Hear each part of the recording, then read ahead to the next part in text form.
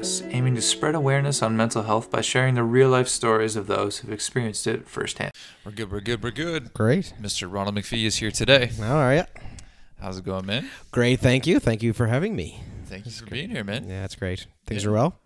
Things are well with me. Good man. Sunday. Had a pretty good Sunday so far. Big snooze this morning? Big snooze this morning. Yeah. Late night last night. Took my dogs for a big walk. I needed that today. Big March. You have 2 dogs I see upstairs. Yeah. Good. Yeah. Names? Buddy and Sammy. Like it. Maybe I'll introduce you after the podcast. I'll be down. Yeah. Yeah, I'll be down. It's great. Give them a good business handshake. You know? I'll leave them a business card. Yeah. Call me guys. anytime. You ever need anything? Working for the people and for the pets. Yeah. Mostly pets. That's right. They don't talk back. Yeah. So, you are a politician man, right? I'm not a politician, but I tend to work for politicians. Okay. Right. Not a politician man. Yeah. You work for the City Hall. Yeah, right now, City Hall, yeah. Yeah. Right on. Been there I started in April, or May, I guess, and I've been there since in the capacity as a Community Liaison Officer is my title. Nice. So you just told me all that entails, but maybe you could go over that again. Sure, yeah. I know it's a new position at City Hall. I'm quite honored to have it, to be honest with you. You get to work with members of Mayor and Council on their priorities. There's a lot going on, so any way I can be a helping hand, I'm there for them, as well as dealing with the needs of residents who may need a hand at whatever, or guidance on a certain program or certain answer. So every day is different, but I like it. That's cool, man. Helping the public. Helping the community. That's right. That's awesome. Yeah, man. and a nice kind of platform of City Hall. Yeah. Good for you, man. That's awesome. Thank you very much. How is everything else going in your life? Great. Things are busy. Obviously, it's the holiday season, so there's lots going on. Girlfriend's home, which is always good. So it's good to see her back. She lives in Halifax. Okay. Take physiotherapy. Rachel is her name. Oh, cool. So we're back. We're back, just kind of getting in the swing of things and Christmas shopping and just general life stuff. That's good, man. Stuff, yeah. Christmas is here. Happy for it though. Yeah, me too. Yeah. But this whole platform you think is due is, I know I ran into you at a local establishment a few weeks ago, and I mentioned of how cool this is, this is cool of what you do. So I appreciate the invitation. Yeah, of course, man. Yeah, of course. It's yeah, great. I was pretty excited that you wanted to come on. Honestly. Yeah. No, and I'm excited that when anyone wants to come on. Yeah, well, that's what I mean. Once people start kind of listening to it, and I see the benefit of what you do. So if I could play a small part in that, I'm happy to do it. Awesome, man. Well, I'm really glad you're here. Yeah, and I love you as a person. That's right. We worked together. We met like 5 years ago. That's right. We worked together. CT. Canadian Tire. That's right. And the old one. That's important. The OG, the OG, not that new fancy one they have. No, it's too fancy. No, they have. Still smells the same. That's right. Still smell like rubber and pesticides when I was done every day. And cardboard. You were at Housewares. I was in sports. Sports, right. Was I in sports with you then? Could have been. Because I started in sports and I moved to seasonal. I think you might have been seasonal. I was selling skates, but I didn't really know how to skate, so it wasn't a very good fit. Oh, yeah. No, yeah. That was 90% of my job. It's like, oh, yeah, well, these ones are more expensive. Yeah. And those ones are less expensive. So, like, I think those ones are better quality. Like, that makes sense, right? Yeah. You pay for what you get. Yeah. Oh, it was great. I was there for, I want to say 3 years anyways. Greater part of 3 years. Yeah. It was fun. Yeah. I was there for like a year and a half. I ended up building bikes. Oh, yeah, that's my second half. Yeah. That was fun. Yeah. Good experience. Bike assembly. Jeff Crane, good man. Yeah, good man. I think he's the big boss out there now. Really? Yeah. I think Jeff Heisen retired, so now I think Jeff's the big boss, I believe. What a beauty. Man, no, he's a good man. His wife cuts my hair. Really? Yeah, downtown barbershop, right next to the Sportsman's. Really? Yeah. Such a small island. I know. Someone was telling me that yesterday. Like, oh, yeah, I was getting my hair cut, and then I was talking about something, and then it turned out to be like their husband was the person they were talking about. Like, it's just like that happens so much here. I know. It's in Charlottetown and in PI in general. Like, I mean, it's just crazy of the if you just spend 10 minutes talking to somebody, you'll make a connection even though you just met. Like, it's crazy. But you like that. I'd rather have that than no one knows nobody. That's right. No in the bigger city. Like, I spent a year in New Brunswick, and even that is small relative speaking to a lot of other places, but there's no place like here, I will say. Yeah. Awesome, man. Where were you in New Brunswick? I was based out of Fredericton. I worked for the premier of the day. So I was all over the place. It was great. New Brunswick has a lot to offer when you leave the highway. A lot of people give New Brunswick a hard time for being a drive-through province, but when you take the time, there's some beautiful spots. And there really is, yeah. The Acadian Peninsula is beautiful. You have St. Andrews down there is just incredible. So yeah, I was lucky I was one of those people who said, New Brunswick, but it's just what it is. But when I spent the time there, it's beautiful. It's great. Yeah. Happy to be home though. So much nature. Yeah. Yeah. A lot of trees. Big tree guys down there. Yeah. Big tree guys. Big tree guys. Big tree guys. Awesome. Good around Christmas. Yeah. Yeah. For sure. I actually worked. We're getting into it. Down some rabbit holes here, but I actually worked in a Christmas tree farm in New Brunswick. Oh, did you? Where? Northern New Brunswick, Woodstock. Okay. Yeah. Woodstock area. Just cutting down like lumberjack, axe, plaid. It was during the harvest season of the Christmas tree farm. Okay. So like we were I forget the title, but basically we'd put them on the trailers. So the tractors would come in the fields and then we just put them on. So people would already cut them and drag them over and then we put them on. Okay. So we just did that for 8, 9, 10-hour days for like 30 days straight. Jeez. So that was fun. Fun times. A lot of trees. Good times. A lot of trees. Yeah. They're important. They're important. Yeah. Good experience though. Yes, sir. Yes, sir. No, like I said, I enjoyed New Brunswick, but I'm definitely happy to be home. Yeah. Yeah. I'm a homebody. Yeah. Me too, man. Well, I'm not really I'm not really sure of your story. I mean, I've known you for a long time, but yeah, man.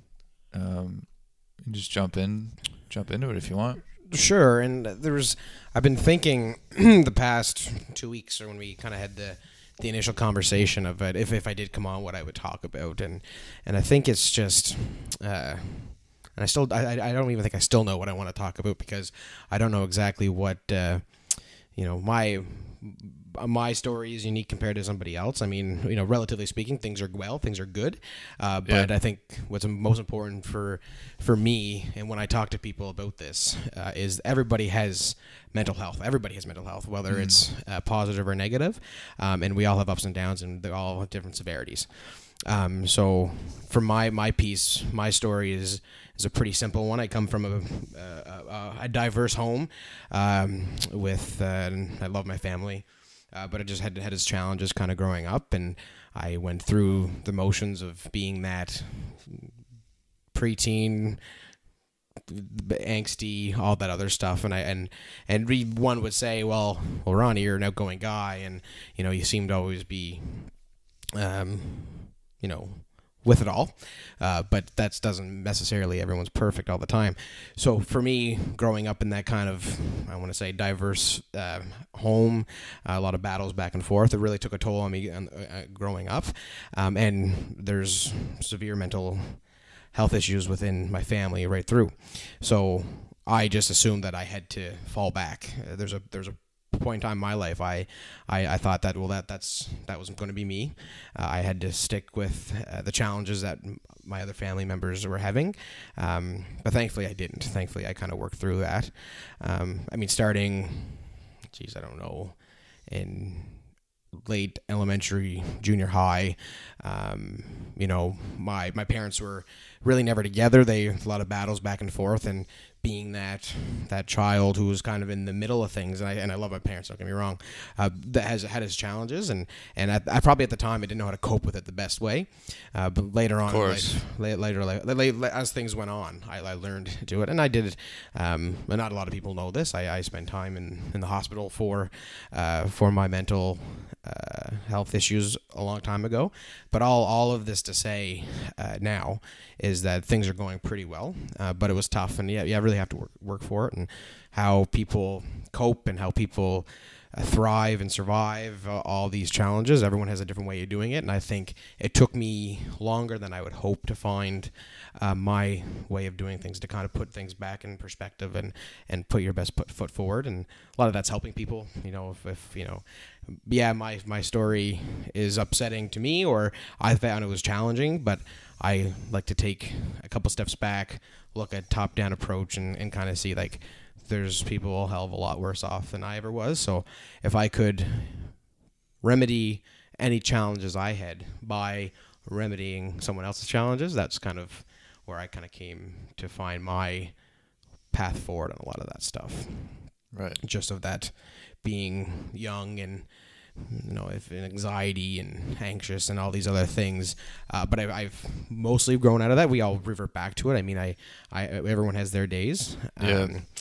But my biggest thing, and I guess if we can take it in 3 angles for this, is my own mental well-being, that of my family's, and all the conversations the past several years. When I worked for the province and government, you heard all of the media and conversations around people, not people, are the challenges in the mental health system. I mean, it's certainly not perfect, but one thing that bothered me, and then I always tell people, and I'll cut them off if I have to, there's a lot of wrongs out there about what capacity the mental health kind of capacity the province has in through the hospitals and the walk-in clinics and everything else.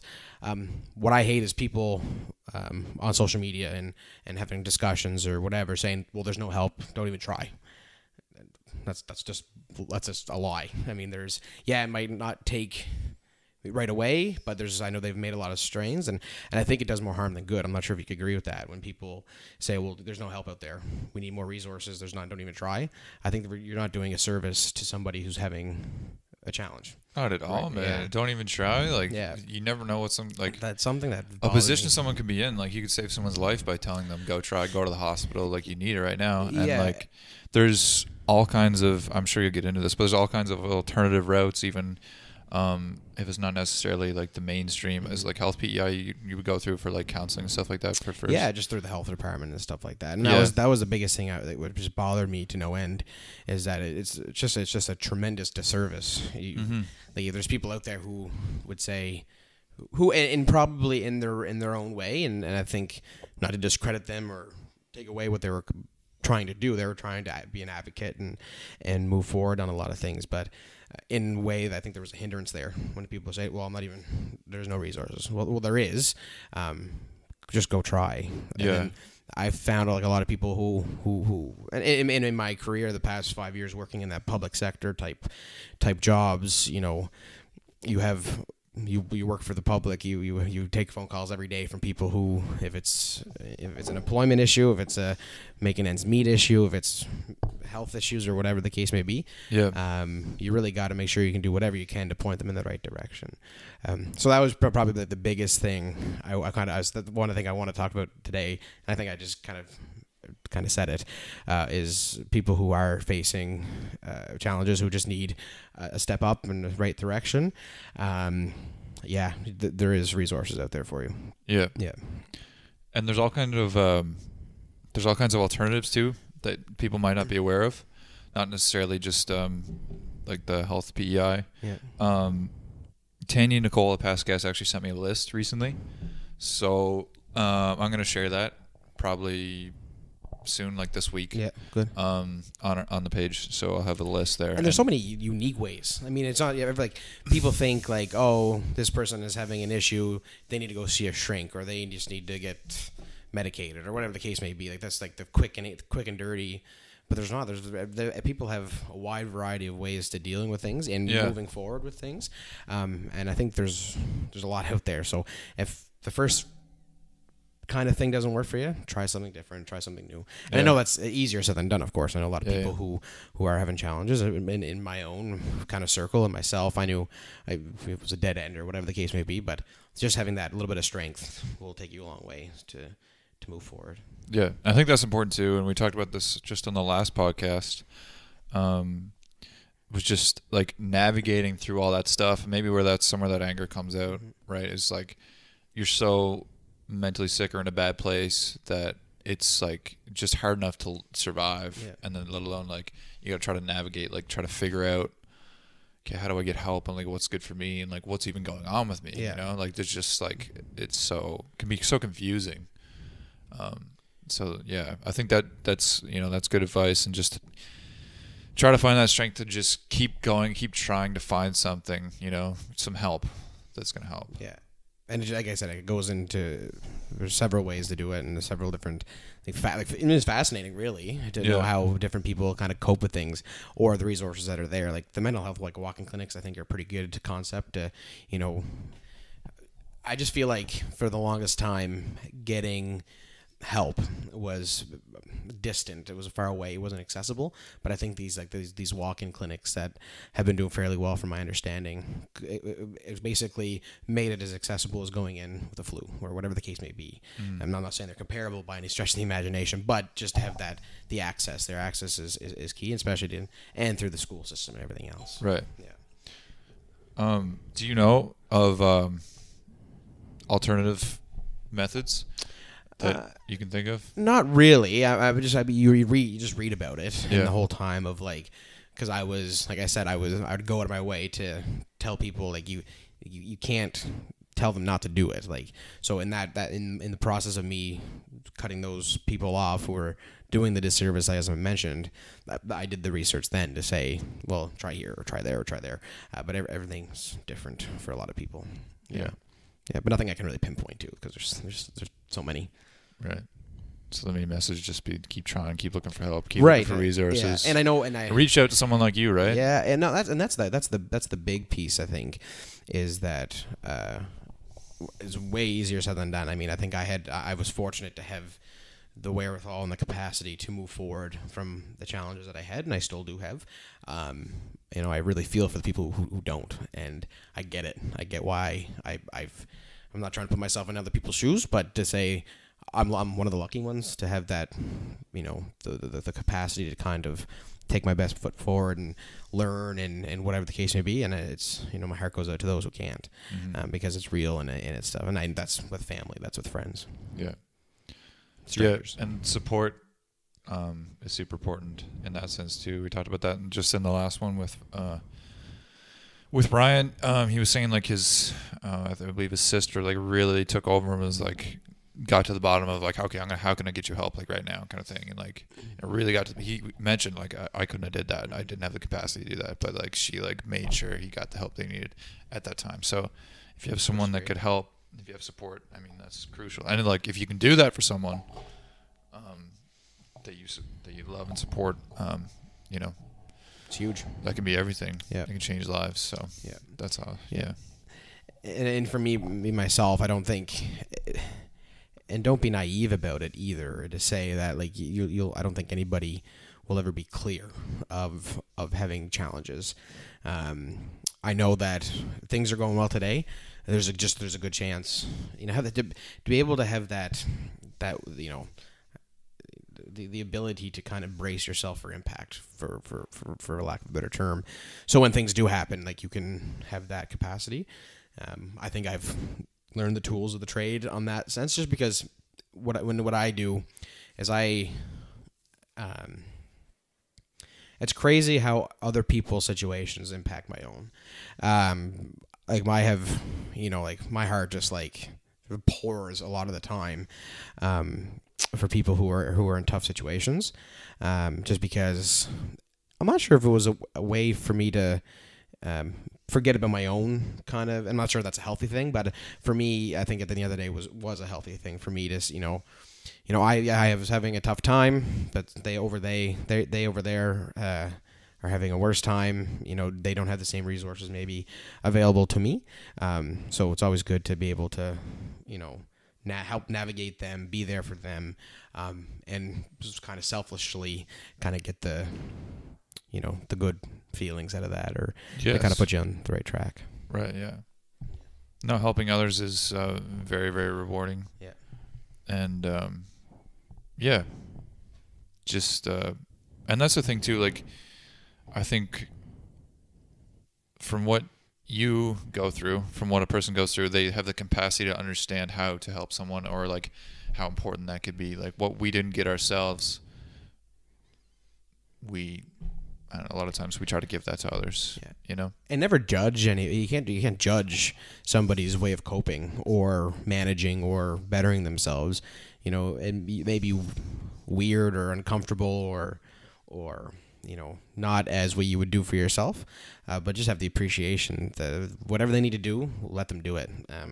Because the worst thing we can do is try to put yourself in somebody else's shoes, because you really don't know. You might have an idea that they're going through X, Y, and Z, but you have no idea. But the letters before that, what kind of led to that place. So yeah. But again, which is hard to do. Sometimes you kind of and I do it. Sure, I do it.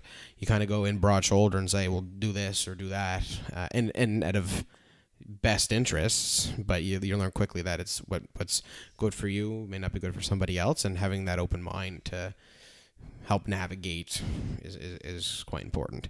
And I think for me, working and being in what I do and what I have done in the past several years, I've heard a lot of stories of other people's stories, strangers who confided in me and who I work with.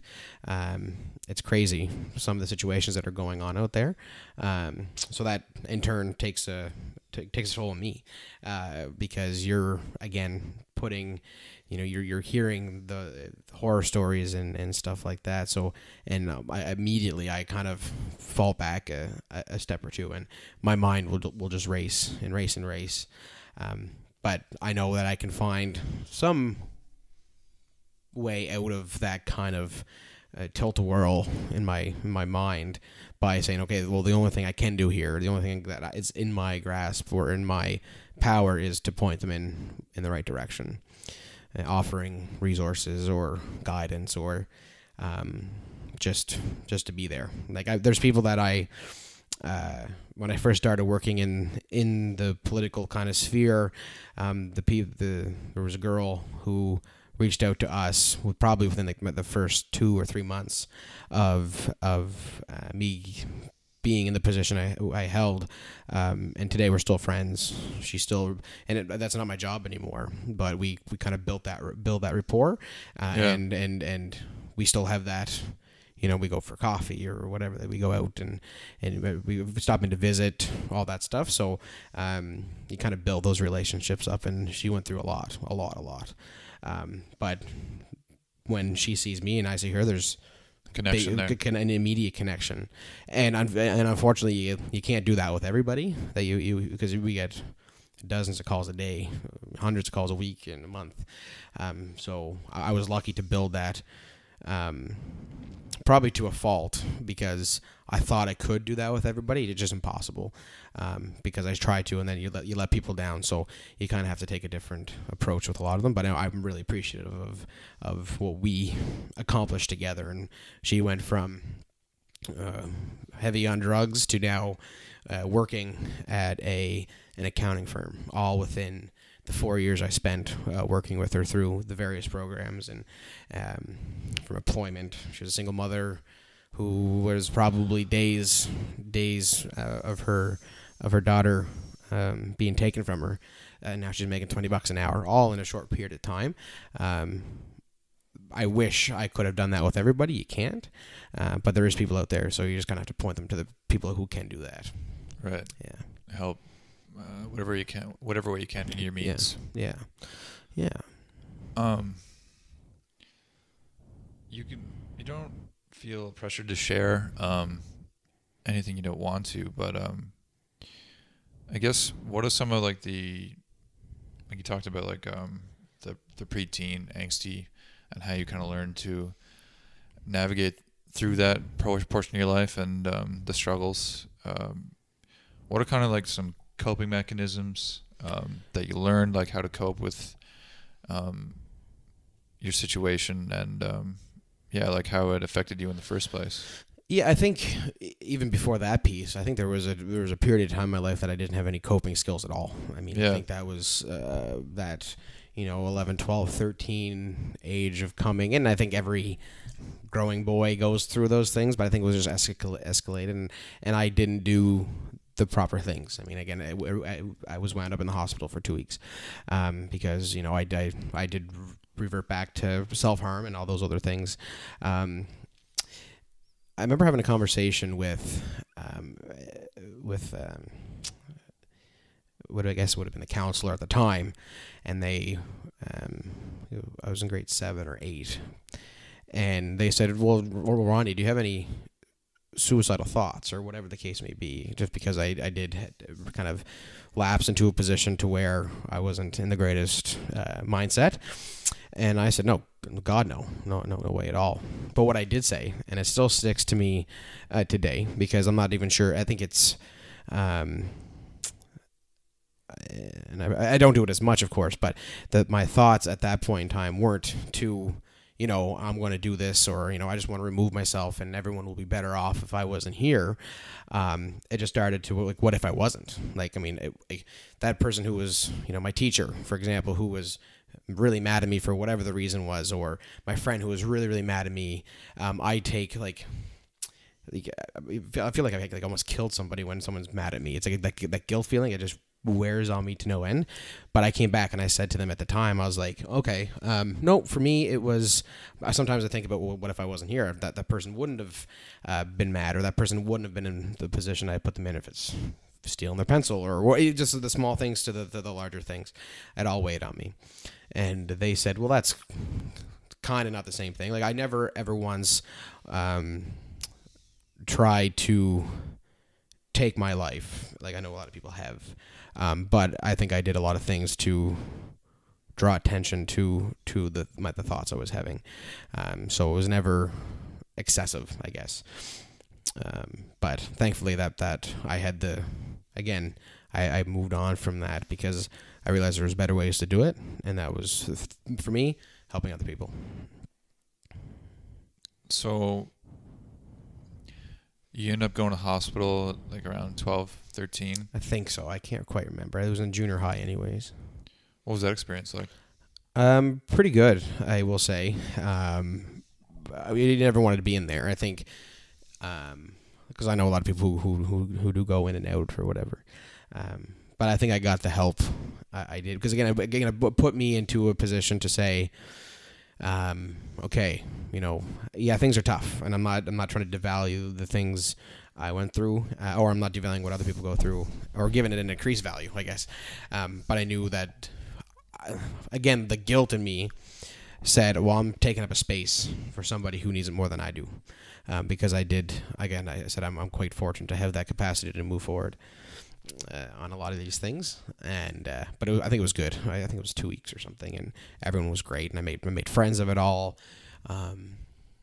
So it was good. I mean, and I was embarrassed by it, absolutely embarrassed by it for the longest time. But now here I am sitting here talking to you, and I just don't care. I mean, if someone's going to judge me or call or just think of me differently because of it, well, that's more to say about them, to say about me. Mm-hmm. Because I think in what you do here, and I'm very appreciative, and that's why I'm happy to be here, is because it's very, very important. Very important. It is, man. To have those discussions, because I don't set not on purpose, I never try to put myself as to say I'm a trendsetter or whatever the case may be, but just through, I know I do have a I don't know, a duty almost. I think anyways, that because I do have somewhat of a, people know me. I know a lot of people. I love talking to people. I thrive off of other people, which in turn helps me expand my network. So if that small base of people that do, hold me to a high regard for whatever the case may be, which I'll never understand, I think it's a duty of mine to just have that conversation to say I'm far from perfect, and the challenges I had shaped me who I am today. Mm-hmm. No shame at all. If I had to do it again, or if it comes a time to where I have a son or daughter of my own, it will be entrenched in them. It's nothing to be ashamed, but that's why it's there. That's why it's there. Yeah, and I think it helps, absolutely. That's an extremely healthy way to look at it. Mm-hmm. And I think when you're young too, and I think even now in the last couple of years, mental health has become much more to the front of everyone's perspective. But yeah, when you're young too, it's like you're embarrassed by it, and you don't have the experience to know that this, why did I go here, right? So yeah, as you get older, that's like, man, it's the same as going to the hospital for anything else. Mm-hmm. Like, you know, what's the alternative? Like killing yourself, you know? Mm-hmm. Like so many people like get to that point where they don't go, and then they end up dying, or they never get to help. So it's like, yeah. And it's hard to blame those individuals who do make it further, because I think for whatever the case may be, if it's family or friends or the system, or again, just not having those people show you the way of the resources, you Yeah. know. So again, I think this is something that you're doing here. Sorry about that. No worries. Something that you're this year, what we're doing here now, I think it does a service to those who might see, you know, I'll share it on my platforms, who will say, "What Ronnie's talking about mental health? Like, who's he to talk about that?" And you don't have, and I give full credit to the people who are, you know, the professionals, and I appreciate everything they do, and people who are stone cold advocates and who do really good work in spreading the message. But not one group or one person owns this conversation, which I think is important, because like I said, like everybody has mental health. Everybody, it's either great, it's either nobody. There's not a person in this world that hasn't had a bad day. Mm-hmm. There's not a person in this world who's went a full 365 days and it's been just perfect. Even when things are going great, there's always something itching or coming at you. So that's why, again, I'll say it again, this is important stuff that you're doing, and that I hope we keep up with it. Thanks, man. Yeah, it's just like your perspective of the world, right? It's just how you interact with the world. It's everything, right? Mm-hmm. It's not just like, you're not just a meat vessel that's just floating and going, you know what I mean? Like we think. Yeah. The whole reason we're humans is because we're thinking, right? Yeah. So it's how we relate to each other. It's our relationships. It's how we go about our day, like how we stay healthy, what we want to do with our day. How do we stay productive? You know, how do we love? How do we, you know, create? How do we do things we want to do? Right. But yeah, man, I really appreciate you coming on and sharing.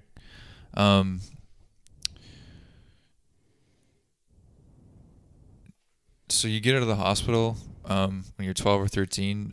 Did it kind of take a while for you to develop like sort of coping mechanisms? I think so. So like I guess to say that no shame the solidarity piece that I just said, it didn't happen overnight, because like I said, like when I did walk out there, I was ashamed. And then when you are in grade 7, 8 and people catch wind and people talk, you know, there will always be in a certain, especially that younger demographic, because and I will say, I think it's getting better to have, and the more we talk about it, the more people like you do things like this and others.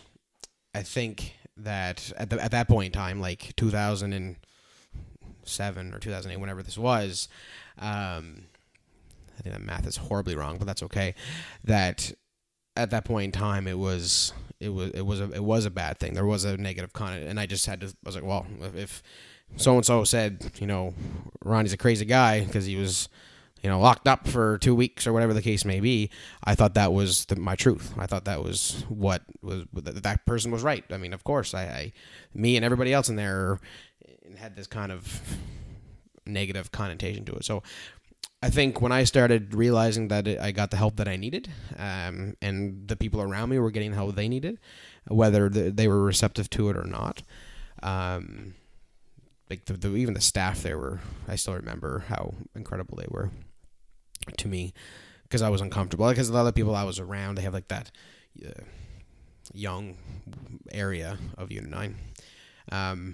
I was at that point in time, like there was 4 beds, and I was in one, and the others were there for their second or third stint, and I was there for my first.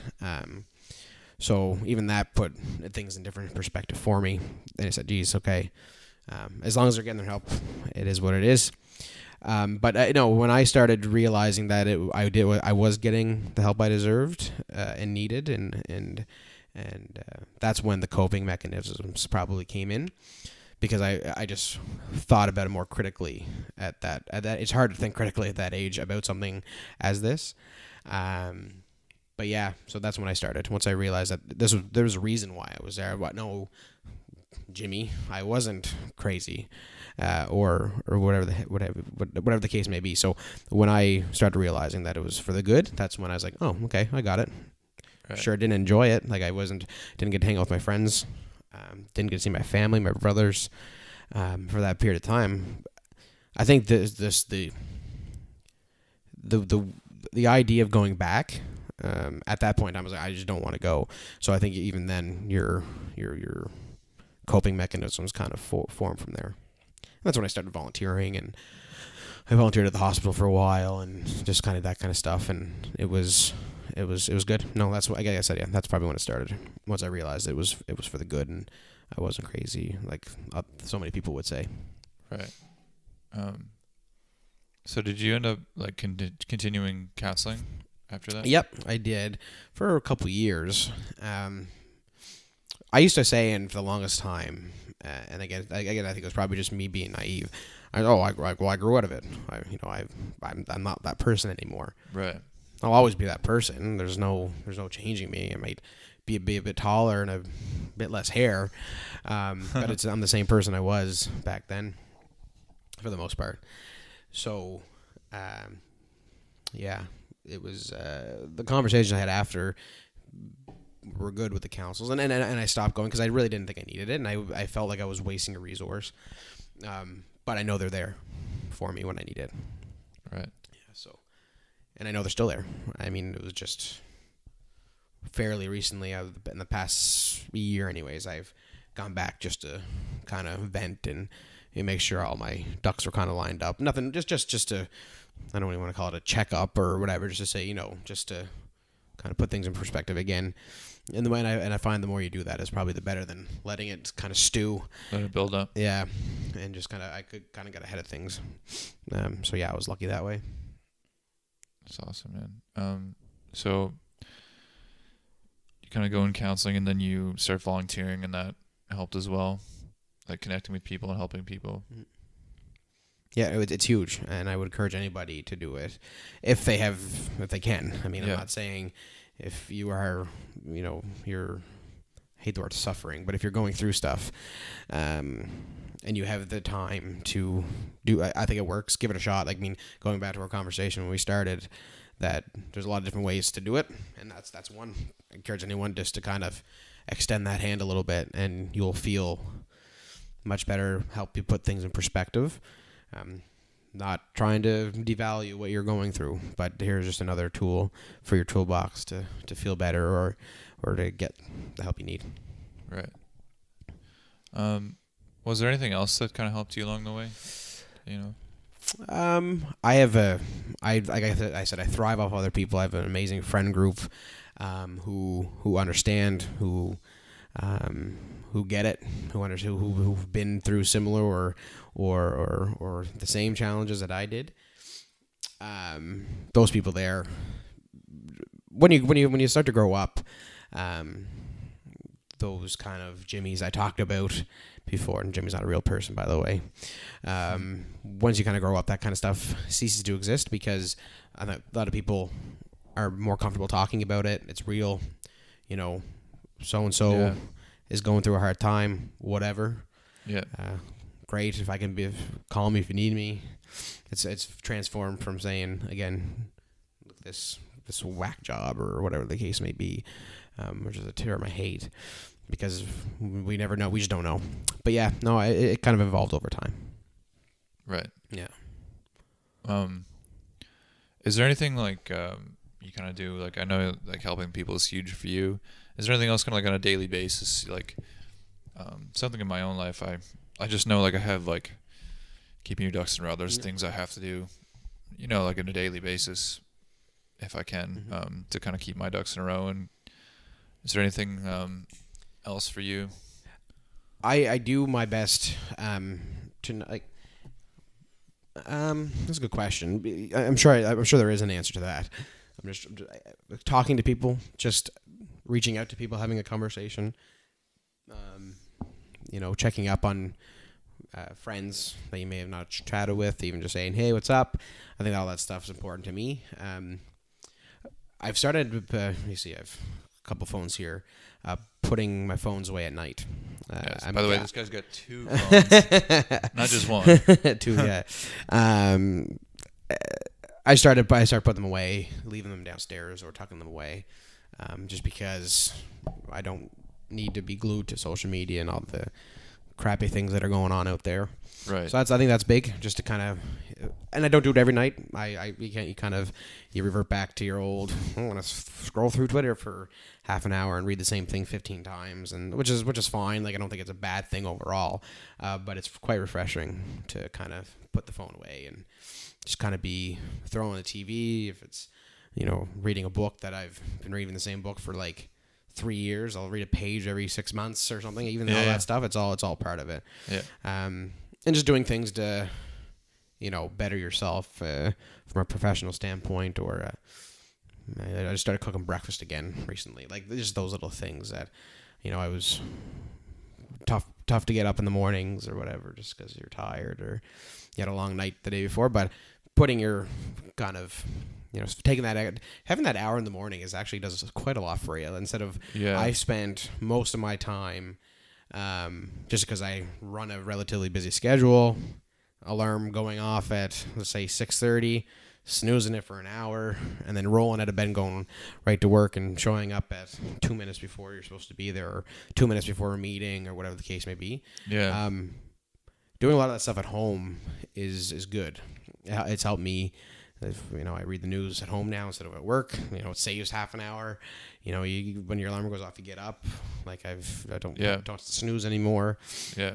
Listen to CBC radio, like all that stuff. So, spending more time kind of doing the normal things in life is good, because it just naturally speaking with what I do is a lot of my work is based around other individuals, be it a politician, right, a staff person or whatever.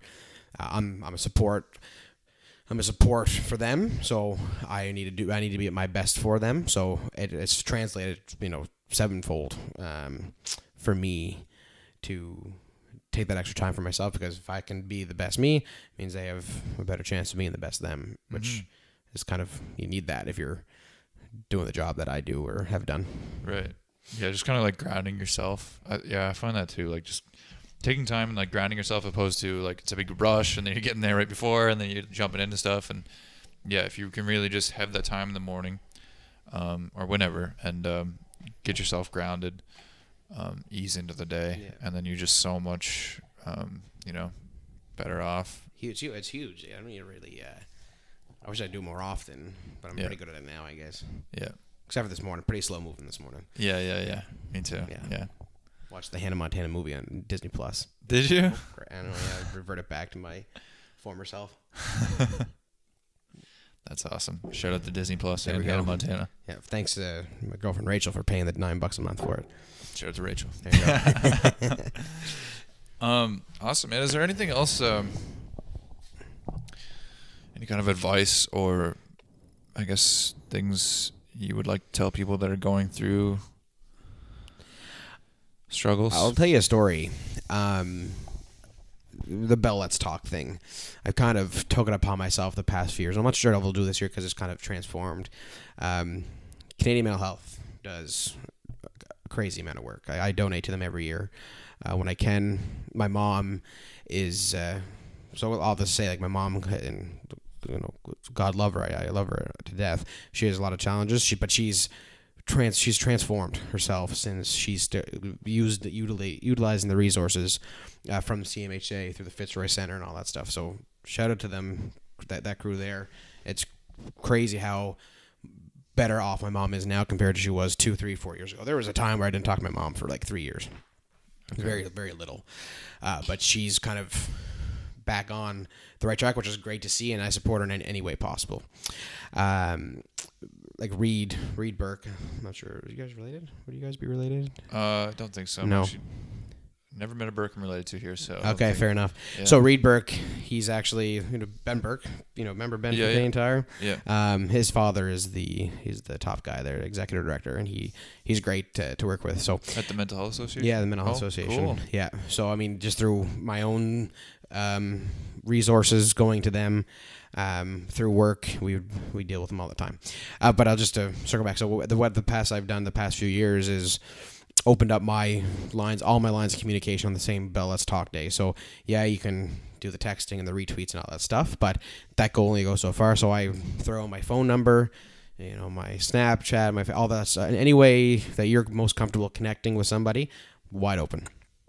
And then what I would do is for anybody who messages me, I would donate my own money to see. I think it's been like $300 or $400 every year that I do in February. I think it's February. Anyways, 2 years ago when I did it, somebody who I haven't talked to in a really, really long time sent me a message that I still have cropped and printed and inside my desk. Basically, and I should have brought it up, but anyways, basically just said, she kind of thanked me for doing it, and she gave me a time where she said in the message, I didn't think a lot about myself. I think she was I took a couple extra years at university, so I took the 6-year plan for my undergraduate, so I took a lot of classes with people a couple years younger than me. And I'll talk to anybody. I don't really care.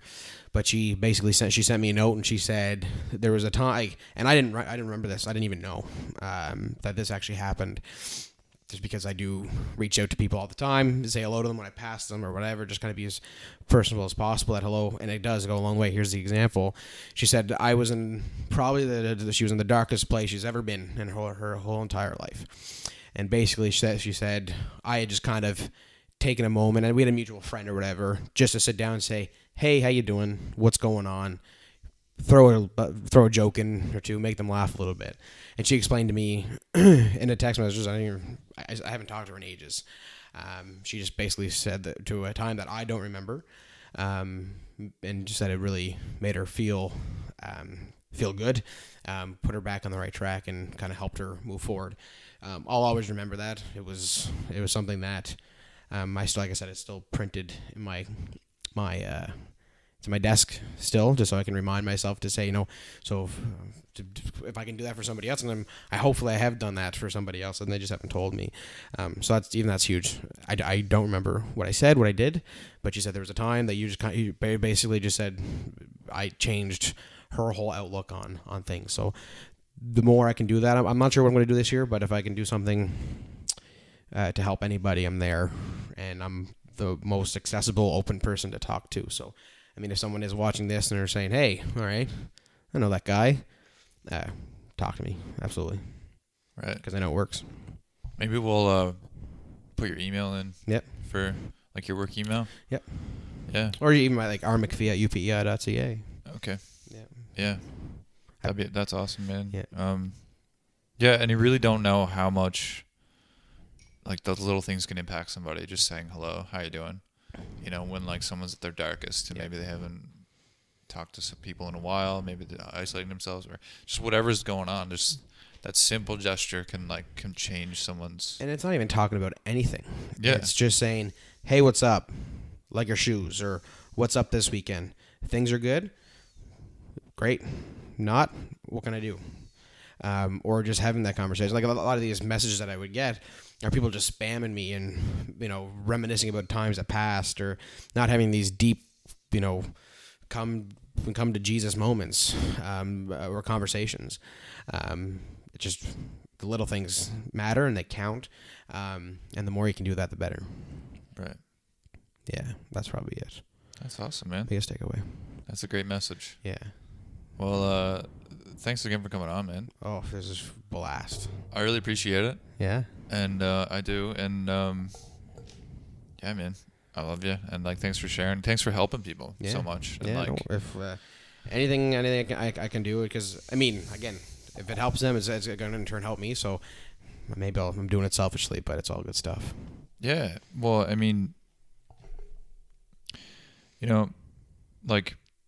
I've known you for 5 years, and my perspective on you was always such a positive, like, personable guy. Like, when we met, we worked together, I was like, man, he's so, like, upbeat, positive, personal guy. And I remember at one point we were working together at some shift, and you're talking about, like, losing your dad recently, and you're, like, saying how, like, I lost my father this, and then I and went back and wrote my math test. But, like, even though you were, like, sharing, you know, something that obviously probably affected you a lot, you were still really upbeat, and you were talking about, like, wheelchair basketball. You play wheelchair basketball, right? Yeah, not anymore, but I did. I retired. to. I hung up the wheels to the rafters of the APM Center in Cornwall, number 10. But my perspective on you was always you're so positive, but at the same time, I was like, man, he went through such a, you know, a hard thing, like losing your father, and I'm sure there was just, like, everyone has a story, so it's just it's really inspiring for that you dedicate yourself to helping others, and that you come out here and share your story, and yeah, hopefully this inspires others to you know, seek help if they need it, and in any form, in any form. Yeah. If it's a conversation with me or somebody they trust, or whatever they need to do, or if it's professional help or whatever the case may be, just do it. It's gonna be tough. It's gonna be hard. I'm not saying it's easy, because it never is easy. But I think, you know, no pain, no gain. You go through if you have if you don't have the willpower to do it yourself, find somebody who will push you along. And everybody has somebody in their life that will be there, push, pull, tug, whatever they need to do to get them where they need to be. If you don't have it, find it. You know, some people, some people do have to look far. A lot of people don't. But yeah, no, it's just do your best to be your best, and that's all you really can do. Right. Yeah. Well, thanks so much, Ronnie. Your inspiration. This flew by. This was great. Yeah, it was great talking to you, man. Yeah, thank you. Yeah. Appreciate it. I love it, buddy. Thanks for doing this. Yeah, great. Thanks, man.